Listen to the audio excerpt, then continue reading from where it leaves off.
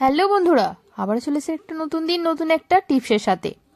তো চুল পড়া এবং চুলের গোড়া মজবুত করার জন্য আজকে একটা দারুণ হেয়ার অয়েল টিপস আপনাদের সাথে শেয়ার করব। তো দেখুন, আমলকি তো সবারই চেনা। এই আমলকি যেমন স্কিনের পক্ষে খুব ভালো, পেটের পক্ষে যতটা সুন্দর, চুলের পক্ষেও কিন্তু খুবই একটা ভালো একটা উপকরণ।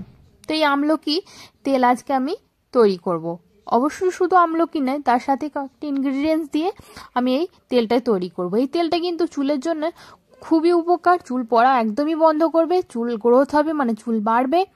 তো 1 মাস যদি এই তেলটা ব্যবহার করেন, প্রত্যেক দিন একবার করে লাগিয়ে রাখেন, তাহলে কিন্তু এর দারুণ একটা রেজাল্ট পাবেন। তো চলুন কিভাবে আমি এই তেলটা তৈরি করি দেখুন।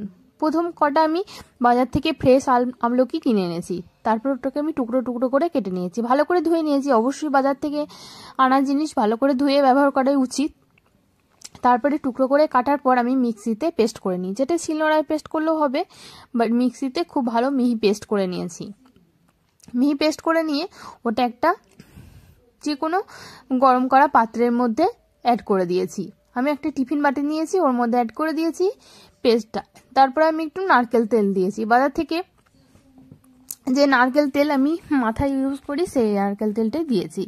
একটা অবশ্যই ভালো কোম্পানির নারকেল তেল আপনারা দেবেন। তারপরে দিয়েছি কিছু মেথি। মেথি তো জানেন চুলের পক্ষে কত ভালো।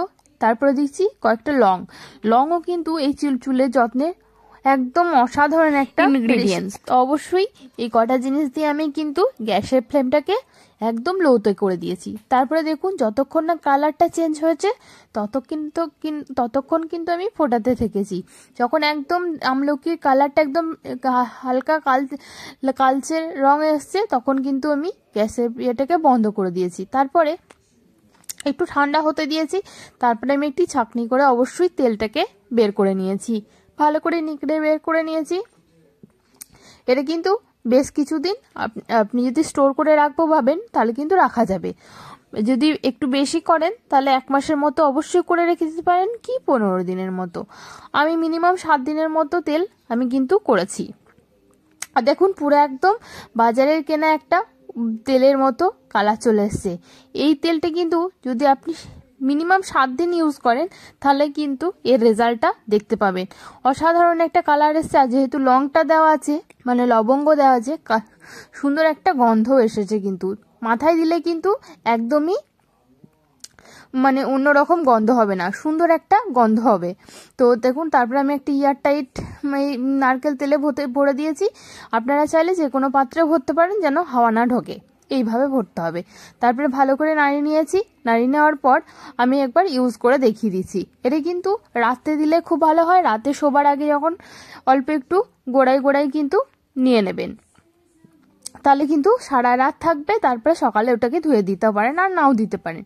প্রত্যেকদিন মিনিমাম একবার করে যখন আপনার মনে হবে এটা কিন্তু লাগাবেন, তাহলে কিন্তু অসাধারণ একটা রেজাল্ট পাবেন। চুল পড়া তো বন্ধই হবে। চুল যদি কারো না বাড়ে এবং চুল ফেটে যায়, তাহলে কিন্তু এটা খুবই একটা ভালো তেল। তো অবশ্যই বাড়িতে একবার ট্রাই করে দেখবেন, আর আমাকে কমেন্টে জানাতে ভুলবেন না এর রেজাল্টটা কেমন হয়েছে। আমার অবশ্যই বিশ্বাস রাখতে পারেন, আমি কিন্তু অনেকটা, দেখুন এত ঘন একটা কিন্তু চুল আমি পেয়েছি এই অবশ্যই এই আমলার তেলটার জন্য।